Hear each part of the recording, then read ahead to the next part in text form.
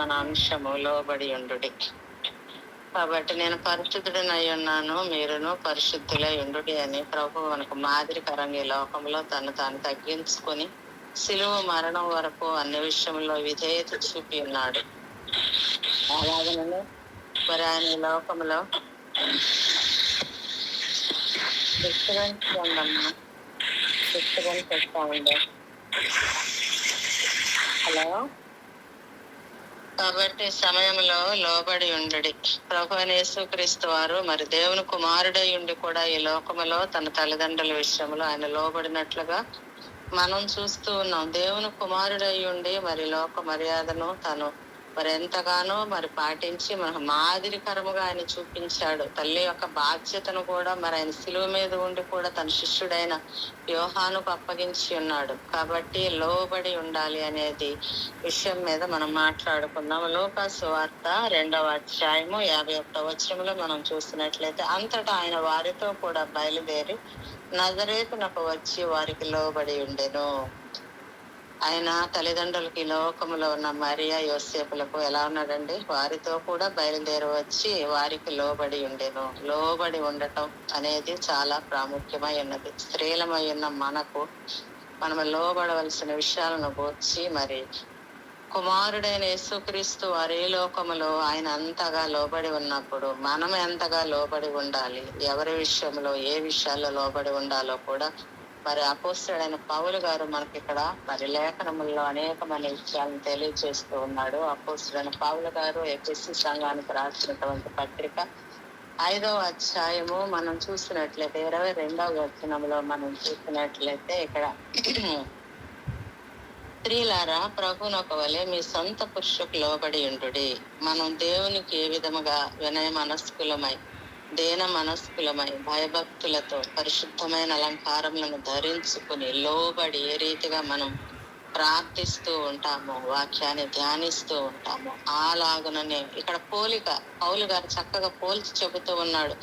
ఎలా అంటున్నాడు? స్త్రీలారా ప్రభువునకు వలె మీ సొంత పురుషులకు కూడా మీరు లోబడి ఉండుడి. ఈ లోకములో ఆయన దేవుని కుమారుడై ఉండి కూడా ప్రభు యేసుక్రీస్తు వారు నజరేతునకు వచ్చి ఆయన తల్లిదండ్రులకు లోబడినట్లుగా మనం చూస్తూ ఉన్నాం. లూకా సువార్త 2వ అధ్యాయము 51వ వచనములో మరి ఆయన మనకు ప్రతిదీ కూడా మాదిరికరంగా చూపిస్తూ ఉన్నాడు. ఎంతో విధేయత కలిగి ఉన్నాడు. తనను తాను తగ్గించుకున్నట్లుగా మనం చూస్తూ ఉన్నాం. కాబట్టి సమయంలో మరి పౌలు గారు స్త్రీలమై ఉన్న మనకు ఈ తగ్గింపు విషయంలో దేవునితో పోలికను కలిగి ఉండమని చెబుతూ ఉన్నాడు. క్రీస్తు సంఘమునకు శిరస్సై ఉన్నలాగున పురుషుడు భార్యకు శిరస్సై ఉన్నాడు. కాబట్టి మన భర్త మనకు ఎలా ఉన్నాడండి? పురుషుడు శిరస్సై ఉన్నాడు. కాబట్టి మనం ఎలా ఉండాలంట? మరి మన భర్తల విషయంలో క్రీస్తే శరీరమునకు రక్షకుడై ఉన్నాడు. సంఘము క్రీస్తునకు లోబడినట్లుగా భార్యలారా మీరు మీ భర్తలకు లోబడి ఉండుడి. లోబడి ఉన్నప్పుడు, మనల్ని మనము తగ్గించుకున్నప్పుడు, విధేయత కలిగి ఉన్నప్పుడు, దీన మనస్సు కలిగి ఉన్నప్పుడు, నమ్రత కలిగి ఉన్నప్పుడు, అణకువ కలిగి ఉన్నప్పుడు, మనం విధేయత కలిగి మనం ఉన్నప్పుడు మరి ఏ విధమైన ఆటంకములు, ఇబ్బందులు, ఇరుకులు అనేవి ఉండవు. కాబట్టి ఈ సమయంలో మరి పౌలు గారు ఎంతో చక్కగా స్త్రీలమై ఉన్న మనకు ఇది స్త్రీల కూడిక కాబట్టి మరి ఏ విధంగా మనం ఉంటున్నాం, మన గృహములలో లోబడే వారముగా ఉంటున్నామా? మనం చూసినట్లయితే ఇరువురు స్త్రీలను మనం చూస్తాం. మూర్ఖురాలైన స్త్రీని గూర్చి గతంలో మాట్లాడుకున్నాము ఎస్తేరు గ్రంథంలో. మరి జ్ఞానము కలిగిన స్త్రీ తన లోబడినది, రాణి అయ్యుండి కూడా తన లోబడినది. మరి మూర్ఖముగా ఉన్నటువంటి వష్టి ఏమైందండి? లోబడే తత్వం లేక తన యొక్క గొప్ప ఆధిక్యతను, యోగ్యతను తను కోల్పోయినది. తన రాజర్కపు స్థితి నుండి తను తొలగించబడి ఉన్నది. కాబట్టి ఈ సమయంలో మనం ఎంతో లోబడి ఉండవలసినటువంటి అవసరత ఉన్నది. ఆ లోబడి ఉండాలి అంటే ఆ జ్ఞానం ఎక్కడి నుంచి వస్తుందండి? మనం వాక్యాన్ని ధ్యానించినప్పుడు మనము ఆ విషయాన్ని మనం తెలుసుకుంటాము. కాబట్టి సమయంలో పౌలు గారు చెబుతూ ఉన్నాడు, మీరు స్త్రీలారా మీరు క్రీస్తునకు లోబడి ఉండినట్లుగా మీ పురుషులకు కూడా మీరు లోబడి ఉండు. ఎందుకు? పురుషుడు మనకు శిరస్సు అయి ఉన్నాడు కాబట్టి. ఎస్తేరు గ్రంథంలో కూడా మనం ఒక మాటను మనం చూసుకుందాము. ఎస్తేరు గ్రంథము 2వ అధ్యాయము ఇక్కడ మనం చూస్తే 20వ వచనములో మనం చూసినట్లయితే ఎస్తేరు మరి రాజుకి ఆమె రాణిగా మరి ఎన్నుకున్నాడు. ఆమె యందు దయ కలిగి ఉన్నాడు. అందరికంటే ఎక్కువగా ఆమెను ప్రేమించాడు. వస్తీకి బదులుగా ఆమెను రాణిగా ఆయన మరి ఏర్పాటు చేసుకున్నాడు. రాజుని మరి రాజుగారు అందరికంటే కూడా రాజు ఎస్తేర్ని ఎక్కువగా ప్రేమించాడు. అతని వల్ల దయాదాక్షాలను పొందుకున్నట్లు మనం చూస్తూ ఉన్నాము. మరి అతను రాజ్య కిరీటాన్ని ఆమె మీద ఉంచినట్లుగా పై వచనాల్లో మనం చూస్తున్నాం కదండి. మరి మొర్దెకై ఒక ఆజ్ఞను పెట్టాడు ఎస్తేరుకి, ఏమని, నువ్వు ఏ పరిస్థితుల్లో కూడా నీ యొక్క మరి ఏమని చెప్తున్నాడు ఇక్కడ, నువ్వెక్కడ నీ జనమును గూర్చి నీ యొక్క ఆ దినంలో మొర్దెకై ఏమని చెప్పాడండి, నువ్వెక్కడా కూడాను నీ విషయంలో నువ్వెవరికి వెల్లడి చేయకూడదు. మనం ఏమై ఉన్నాం, మన జాతిని గూర్చి నువ్వు చెప్పడానికి వీలు లేదని చెప్పి ఆమెకు ఆజ్ఞాపించాడు కదండి. అలాగుననే మరి ఎస్తేరు ఎలా ఉన్నదండి, ఎస్తేరు మొర్దెకై యొక్క పోషణ మందున్న కాలమును చేస్తున్నట్టుగాని ఇప్పుడును అతని మాటకు ఆమె లోబడిచుండెను. నీ జాతిని గూర్చి నీ వంశమును గూర్చి మనం యూదులమని మనం ఇక్కడ మరి ఉన్నామని నువ్వెక్కడా తెలియచేయకూడదని ఆజ్ఞాపించాడు తండ్రి అయినటువంటి మొర్దెకై ఎస్తేరు. కానీ ఆమె ఆ విషయాన్ని మర్చిపోలేదండి. తన పోషణంలో ఏ విధముగా లోబడి ఉన్నదో మొర్దెకైకి, నేను ఒక రాణి అయి ఉన్నానే, 127 దేశాలకు నేను ఒక రాణిగా ఉన్నాను, ఇంకా నేనేంటి లోబడి ఉండేది అనే మనస్తత్వం లేదండి.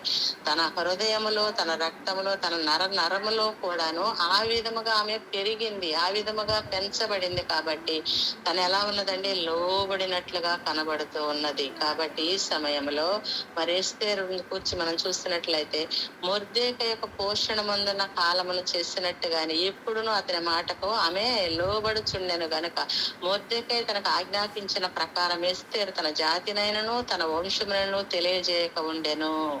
కాబట్టి సమయంలో మనం మాదిరికరముగా ప్రభువును చూస్తూ ఉన్నాము. ఆయన లోకములో తన తల్లిదండ్రులకు లోబడినట్లుగా చూస్తూ ఉన్నాము. మరి ఎఫ్ఎస్సి పత్రికలో పౌలు గారు చెబుతూ ఉన్నాడు, ఇక్కడ మనం ఎస్తేరును స్త్రీలమై ఉన్నాం, మనము ఎంతో మాదిరికరంగా తీసుకోవాల్సిన వారమై ఉన్నాం.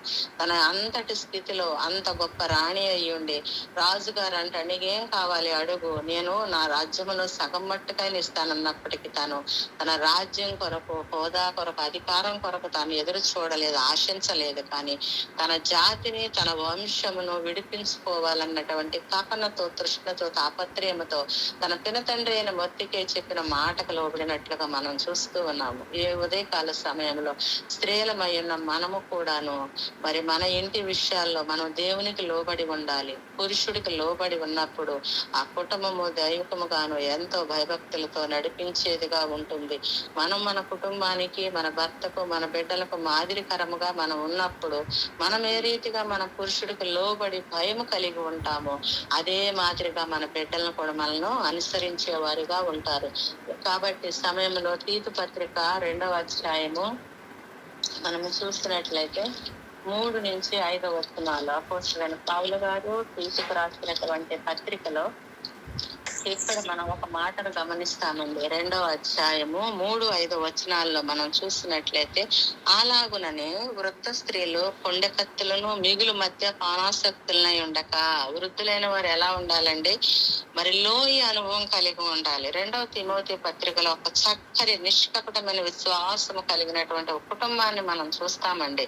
ఆమె లోయ ఎలా ఉన్నదండి, నిష్కపటమైన విశ్వాసంతో ప్రార్థనాపరురాలుగా ఉన్నది. కాబట్టి ఆమెను పోలి ఆమె కుమార్తె అయిన యూనేకి ఆ రీతిగా ఉన్నది. వీరిరువురిని పోలి కుమారుడైనటువంటి మనవుడైనటువంటి తిమోతి కూడా నిష్కపటమైన విశ్వాసం కలిగి ఉన్నప్పుడు పౌలు గారు వారిని సాక్ష్యం ఇస్తూ ఉన్నాడు. ఏమని, నేను నీ యొక్క విశ్వాసం మొదట నీ యొక్క అవ్వైన లోయలో చూశాను తిమోతి, నెక్స్ట్ నీ తల్లి అని యునేకిలో చూస్తారు, అది నీలో సహా వసించుతున్నదని నేను రూఢిగా నమ్ముచున్నాను. ఇదండి సాక్ష్యము. కాబట్టి వృద్ధ స్త్రీలు చాలా మంది అలాగ ఉండకుండా ఎలా ఉంటారంటే కొండెకత్తులుగా ఉంటారు, పోట్లాడేవారుగా ఉంటారు, మద్యపానాసక్తులుగా ఉంటారని పౌలు గారు ఆ దినాల్లో ఉన్నటువంటి పరిస్థితులను బట్టి మరి తెలియచేస్తున్నాడు. అలాగున మీరు ఉండకూడదు, మరి మిగులు మద్యపానాసక్తులనై ఉండక ప్రవర్తన యందు భయభక్తులు గల వారే ఉండవలననియో దేవుని వాక్యము దూషింపబడకుండానట్లు యవన స్త్రీలు తమ భర్తలకు లోబడి ఉండి తమ భర్తలను, శిశువులను ప్రేమించువారును, స్వస్థ బుద్ధి కలవారును, పవిత్రులను, ఎంట ఉండి పని చేసుకుని వారును మంచి వారినై ఉండవలనని బుద్ధి చెప్పుచు మంచి ఉపదేశం చెవువారినై ఉండవలననియు బోధించుము. కాబట్టి ఎలా ఉండాలో కొండెకత్తులుగా మీరు ఉండకూడదు. మీ ప్రవర్తన విషయంలో జాగ్రత్త కలిగి ఉండాలి. మీ అలవాట్లు మంచిగా ఉండాలి.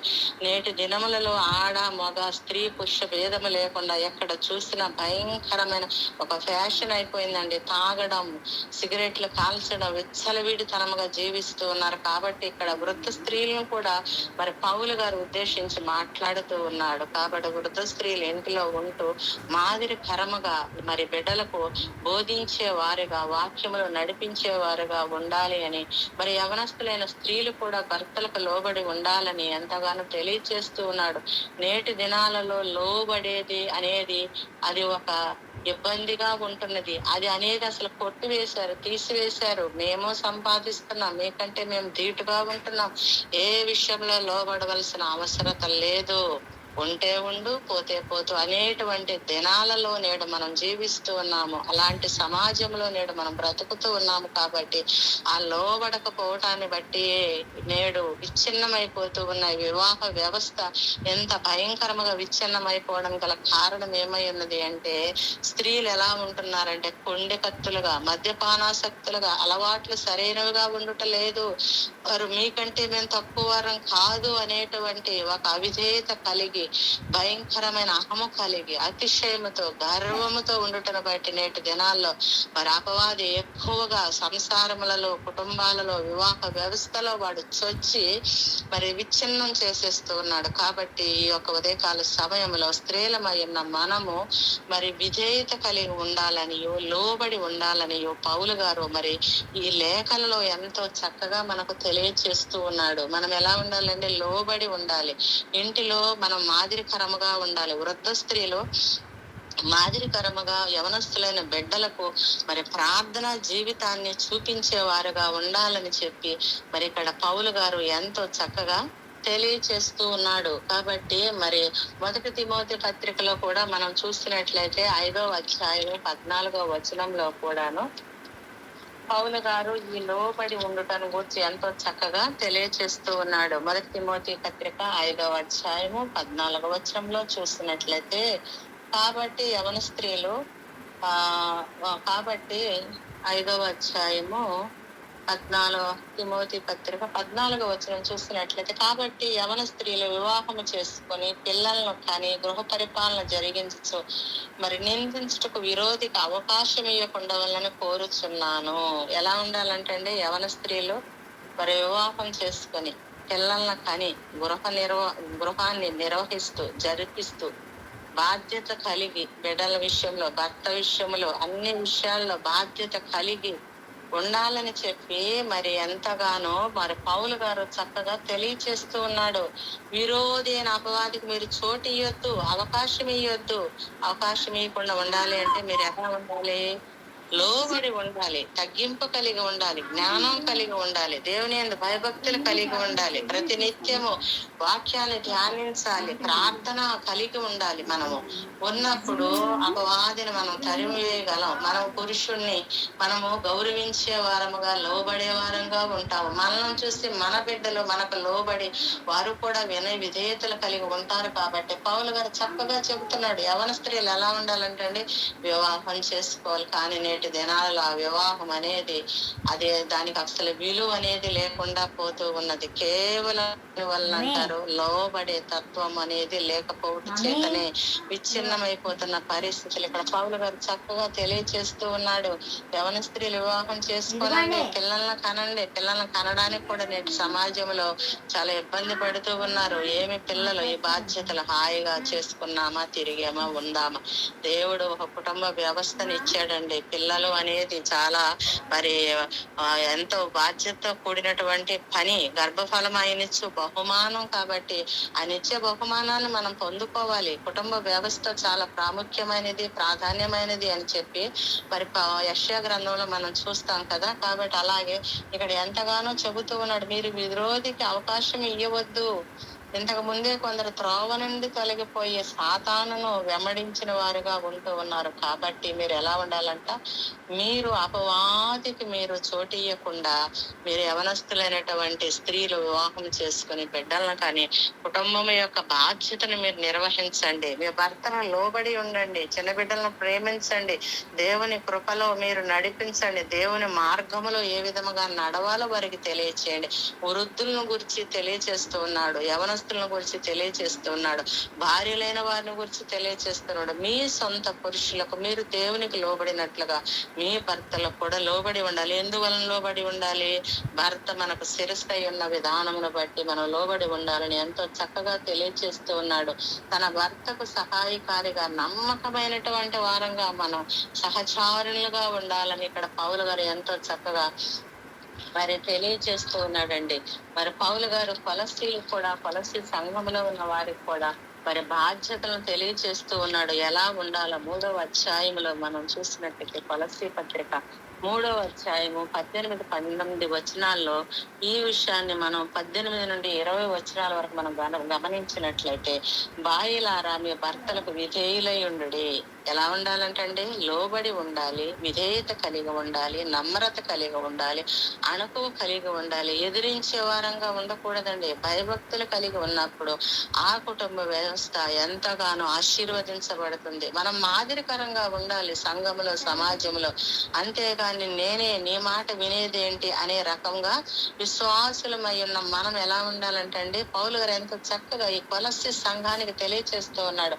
భార్యలారా మీ భర్తలకు విధేయులై ఉండండి, నమ్రత కలిగి ఉండండి, అణుకు కలిగి ఉన్న విధానమును బట్టి ఎస్తేరు మరి ఎంతో దయా దాక్షిణ్యములను పొందుకున్నది.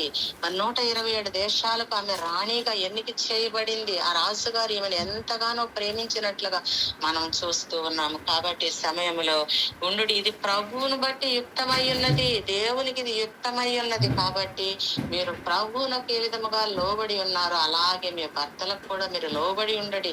ఇది ప్రభు ఇచ్చిన వాగ్దానము, ప్రభు ఇచ్చిన వాక్కును బట్టి నేను మీకు తెలియచేస్తూ ఉన్నానని ఇక్కడ పౌలు గారు ఎంతో చక్కగా తెలియచేస్తూ అదే విషయాన్ని భర్తలకు కూడా చెప్తున్నాడండి. భర్తలారా మీ భార్యలను ప్రేమించండి, వారిని నిష్ఠురు పెట్టవద్దు. స్త్రీ బలహీనమైన ఘటం కాబట్టి వారిని ప్రేమించండి.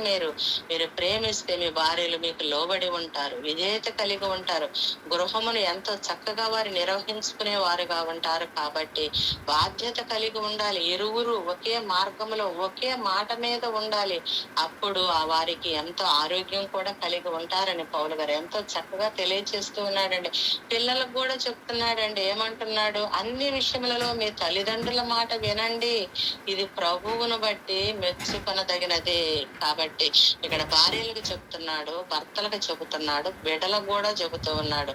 ఈ మధ్యాహ్న కాల సమయంలో మనము లోబడి ఉండాలి. ఎందుకంటే సమయమును పాటించవలసిన వారమై ఉన్నాము. కాబట్టి వాక్యములో మనము మరి బోధించుకుంటూనే త్వరగా సమయోచితమైన ఆలోచన కలిగి ఉండాలని మరి తెలియచేస్తున్నాను. ఈ సమయంలో 1 కొరింథీ పత్రిక మరి కొరింథీ సంఘాన్ని కూడా పౌలు గారు ఈ విషయాన్ని తెలియచేస్తూ ఉన్నాడు. 7వ అధ్యాయము 12వ వచనంలో కూడా పౌలు గారు ఏం తెలియచేస్తూ ఉన్నాడంటే,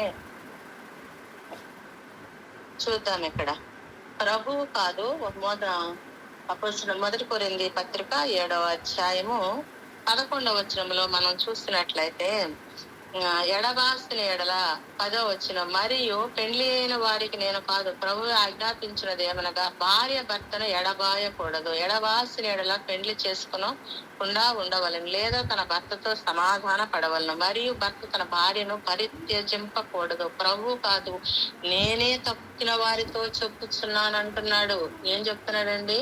భార్యను విడిచిపెట్టకూడదు అని చెబుతూ ఉన్నాడు. ఏ సహోదరునికైనా అవిశ్వాసురాలైన భార్య ఉండి ఆమె అతనితో కాపురం చేయి ఇష్టపడినలా అతడు ఆమెను పరిత్యజింపకూడదు. మరియు ఏ స్త్రీకైనా అవిశ్వాసి అయిన భర్త ఉండి ఆమెతో కాపురం చేయి ఇష్టపడిన ఎడల ఆమె అతని పరిత్యజింపకూడదు. కాబట్టి ఒకరిని ఒకరు ఎలా ఉండాలండి? అర్థం చేసుకుంటూ, ఒకరి ఎడల ఒకరు మరి తగ్గించుకుంటూ, విధేయత కలిగి లోబడి ఉండాలని.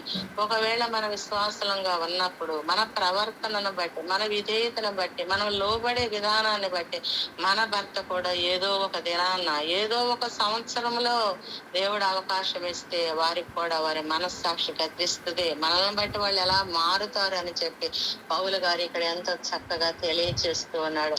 అలాగే హెబ్రీ సంఘానికి కూడా పౌలు గారు ఇక్కడ ఒక విషయాన్ని తెలియచేస్తూ ఉన్నాడు. ఎలా ఉండాలో మరి స్త్రీల మధ్య మనము కుటుంబ విషయంలో ఎలా ఉండాలో కూడా ఇక్కడ అపోస్తలుడైన పౌలు గారు హెబ్రీ సంఘానికి రాసినటువంటి పత్రిక 11వ అధ్యాయము 8వ వచనంలో మనం చూసినట్లయితే మరి ఇక్కడ మనం చూద్దాము శారా గారు ఎలా ఉన్నదో ఇక్కడ మనం చూసినట్లయితే 11వ అధ్యాయం 8వ వచనంలో అబ్రహాం పిలువబడినప్పుడు విశ్వాసమును బట్టి ఆ పిలుపునకు లోబడి అబ్రహాంను దేవుడు పిలిచాడు.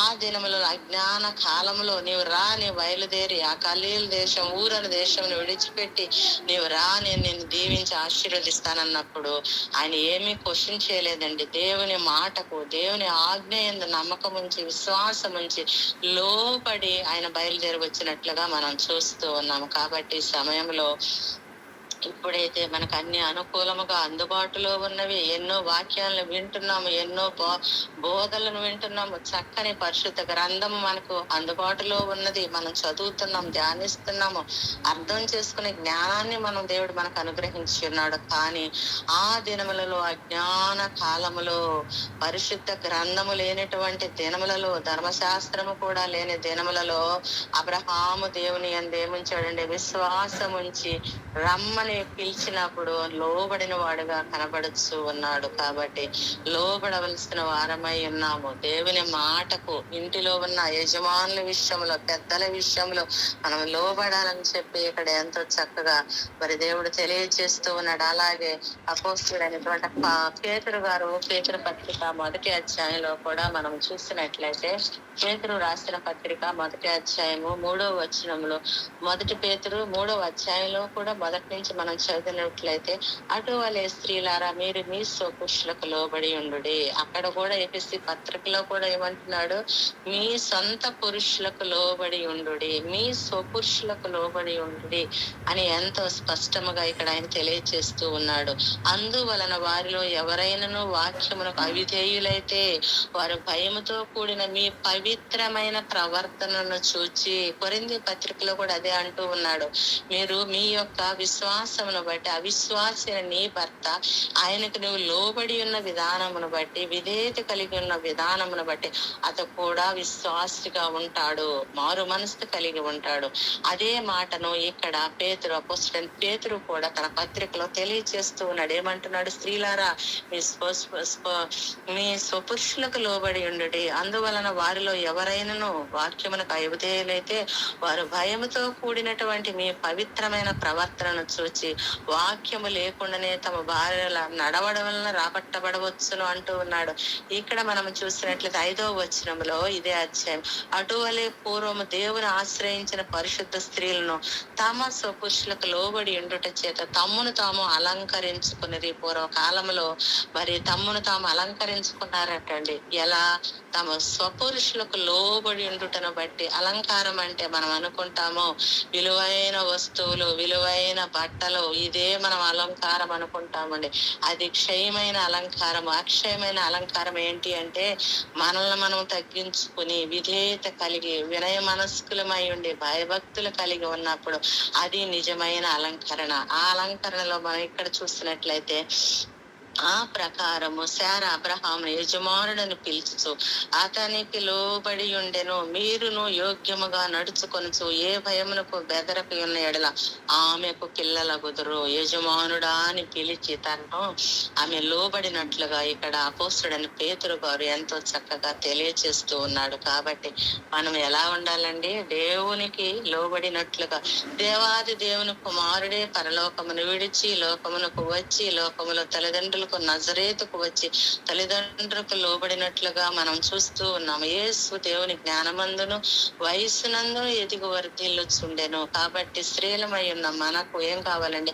జ్ఞానము చాలా అవసరమైనది. ఆ జ్ఞానమును బట్టి కుటుంబంలో మన భర్తలకు ఏ విధముగా లోబడాలో, విధేయత కలిగి ఉండాలో, మరి ఏ విధముగా కుటుంబాన్ని నడిపించుకోవాలో, గృహ నిర్వాహకులుగా మీరు ఉండండి అని మరి ఎంతో చక్కగా పౌలు గారు తెలియజేస్తూ ఉన్నాడు. కాబట్టి కాబట్టి ఆ రీతిగా మనం ఉండాలి అంటే మనకేం కావాలంటే మంచి మనస్సు కలిగి పవిత్రమైన ప్రవర్తన కలిగి ఉన్నప్పుడు మనలను బట్టి మన అవిశ్వాసి అయిన భర్త అంటండి ఆయన కూడా మార్పు చెందుతాడు అని చెప్పి స్త్రీలకే ఇక్కడ గొప్ప టాస్క్ పెడుతూ ఉన్నాడు. మీ ప్రవర్తన మీదనే ఆధారపడి ఉన్నది. ఒక కుటుంబం కట్టబడాలన్నా, ఒక కుటుంబం కూర్చబడాలన్న స్త్రీ మీదనే ఆధారపడి ఉంటది.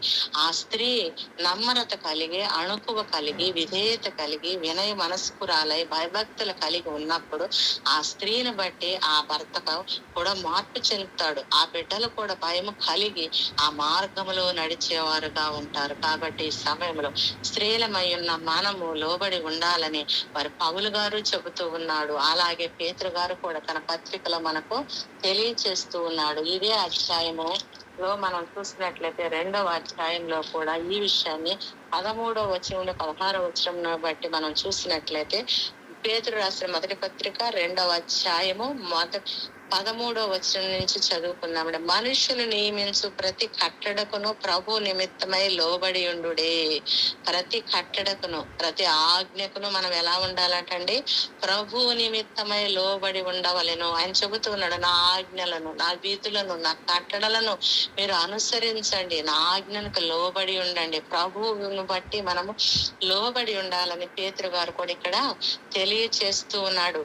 అంత మాత్రమే కాకుండా మనం చూసినట్లయితే 16వ వచనంలో కూడా ఇక్కడ మనం చూసినట్లయితే ప్రతి రాజు అందరికీ అధిపతి అనియు, నాయకులు దుర్మార్గులకు ప్రతిదండన చేయుటకును, సన్మార్గులకు మెప్పు కలుగుటకును రాజు వలన పంపబడిన వారనియు వారికి లోబడి ఉండుడే. మనం ఎలా ఉండాలంటే ఈ లోకంలో రాజులకును, అధిపతులకును, మనలను పాలించే వారికి కూడా మనం లోబడి ఉండాలి, వారిని గౌరవించాలి. నాకేంటి అనే వారంగా ఉండకూడదు. ప్రభు ఇక్కడ తెలియచేస్తున్నాడు, రాజులకును అధిపతులకును మీరు లోబడి ఉండుడని ఎంతో చక్కగా తెలియచేస్తూ ఉన్నాడు. ఏలయనగా మీరు ఇట్లు యుక్త ప్రవక్తన గలవారే, అజ్ఞానముగా మాట్లాడు మూర్ఖుల నోరు మూలిక దేవుని చిత్తము, స్వతంత్రులై ఉండి దుష్టత్వమును కప్పిపెట్టుటకు మీ స్వాతంత్ర్యమును వినియోగపరచక దేవునికి దాసులమని లోబడి ఉండుడి. ఎలా ఉండాలంటే మనం దేవునికి దాసులమై ఉన్నామని గ్రహించి అట్టి ఆలోచన కలిగి, జ్ఞానము కలిగి మనం ఎలా ఉండాలంటే లోబడే వారముగా ఉండాలి. ఎవరికి? దేవునికి దాసులమని లోబడి ఉండుడి. మనం దేవునికి దాసులమై ఉన్నామండి కాబట్టి మనల్ని మనం తగ్గించుకోవాలి. ఆయన నామం మాత్రమే హెచ్చించబడాలి. అందరినీ సన్మానించుడి, సహోదరులను ప్రేమించుడి, దేవునికి భయపడుడి, రాజుని సన్మానించుడి. రాజులను సన్మానించాలి, అధికారులకు లోబడి ఉండాలి, దేవునికి మనం దాసులమని గ్రహించి లోబడి ఉండాలని మరి ఇక్కడ పేతురు గారు ఎంతో చక్కగా తెలియచేస్తూ ఉన్నాడు. కట్టడలను ప్రభువు నిమిత్తమే మనం ఎలా ఉండాలో కూడా ఈయన ఎంతో చక్కగా తెలియచేస్తూ ఉన్నాడండి. ఆదికాండము 24వ అధ్యాయంలో కూడా మనం ఒక మాటను చూసుకున్నాం. 24వ అధ్యాయము 64వ వచనములో చూసినట్లయితే ఇక్కడ 64 చూసినట్టు, రేపుగా కన్నులెత్తి సాకును చూచి ఒంటి మీద నుండి దిగి మనల్ని ఎదుర్కొంటకు పొలంలో నడుచుచున్న ఆ మనుషుడు ఎవరిని దాసుని అడగగా ఇతడు నా యజమానుడని చెప్పాను గనుక ఆమె ముసుగు వేసుకొనెను. అప్పుడు ఆ దాసుడు తాను చేసిన కార్యములన్నీ ఇస్సాకుతో వివరించి చెప్పాను. ఏం చేసిందండి? రెబెక్కమ్మ బయలుదేరి వెళుతూ ఉన్నది. ఇస్సాకును వివాహం చేసుకోవడానికి ఆమె ఒంటి మీద వెళుతూ ఉన్న క్రమంలో ఇస్సాకు గారు ఎదురుగా వస్తూ ఉన్నాడు. ఆ పొలంలో ధ్యానిస్తూ ఉన్నాడు.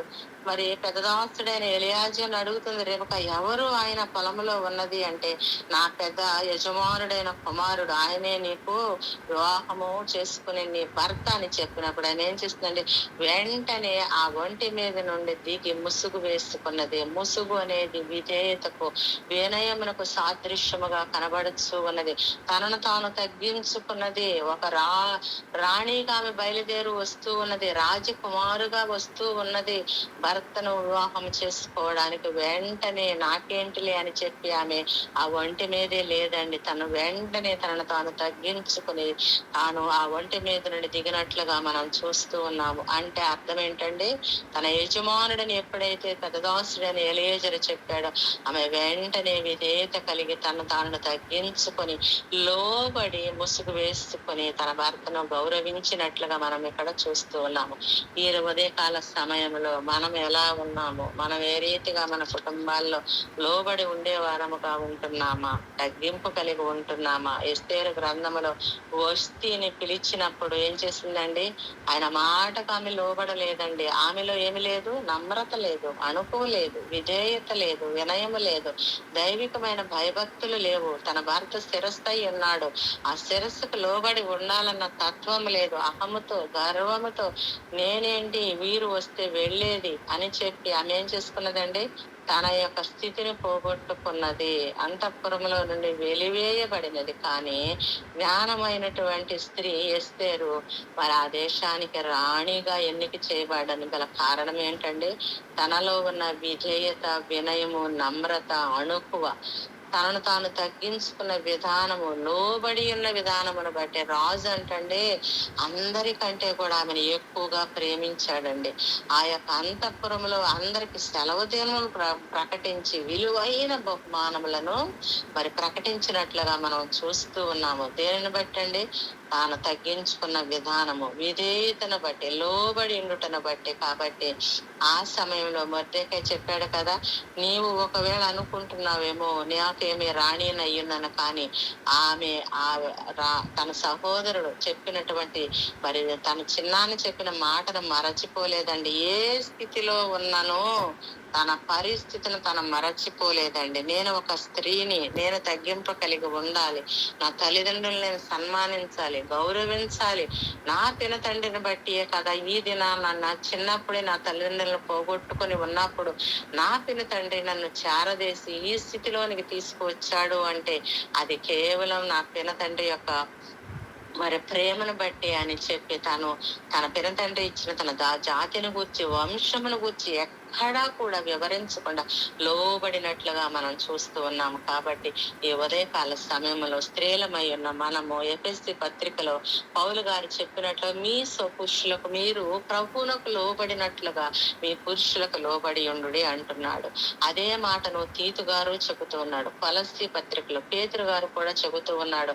ఆ విధముగా పూర్వము ఉన్నటువంటి స్త్రీలు తన యజమానులకు లోబడి యజమానుడా అని పిలిచినటువంటి శారాకు మీరు పిల్లలగునట్లుగా చూచుకొనిడి అని మాదిరికరముగా శారమ్మను మనకు చూపిస్తూ ఉన్నాడు. కాబట్టి ఈ ఉదయకాల సమయంలో మన కుటుంబములలో మనం కూడా లోబడి విధేయత కలిగి మనము కూడా వృద్ధ స్త్రీలు ఉన్నటువంటి కుటుంబాలలో కూడా వారు పుండెకత్తులుగాను మద్యపానాసక్తులుగా ఉండకుండా ఇంకా మాదే ఉందిలే అనకుండా మరి కుటుంబంలో ఈ వినేకి అనుభవం కలిగి ఉన్నప్పుడు ఆ కుటుంబము నిష్కపటమైన విశ్వాసము కలిగినది గాను మరి సాక్ష్యము పొందినటువంటి కుటుంబంగా ఉండి ఆశీర్వదింపబడుతుందని మరి ఈ మధ్య ఉదయకాల సమయంలో దేవుడు స్త్రీలమై ఉన్న మనకు ఈ కూడికను బట్టి మనకు తెలియచేస్తూ ఉన్నాడు. మనం ఇంకను అవిధేయులము గాను మరి ఇంకను లోబడనల్లని వారముగా ఉన్నట్లయితే మరి ఇదే రక్షణ దినము, ఇదే అనుకూల సమయం. ప్రభు అంటున్నాడు, లోబడి నల్లని వారి వైపు దినమెల్లా నా చేతులు చాపి నేను వారిని పిలుస్తూ ఉన్నాను. కాబట్టి మనం ఇంకను నల్లని వారముగాను, అవిధేయులముగాను, మరి గర్వాంధులముగాను, అతిశయము కలిగి ఉన్నట్లయితే మనము ఈ వాక్యమును బట్టి స్త్రీలమై ఉన్న మనల్ని మనం సరి చేసుకుని మనము ఈ రీతిగా పౌలు గారు మనకు తెలియచేస్తున్నట్లుగా, పేతురు గారు తెలియచేస్తున్నట్లుగా మనము లోబడి మన కుటుంబాలను ప్రభు వైపు కట్టుకునే వారముగాను, సిద్ధపరుచుకునే వారముగాను ఉన్నట్లుగా ప్రభు మనకు సహాయం చేయును గాక. ఆమేన్.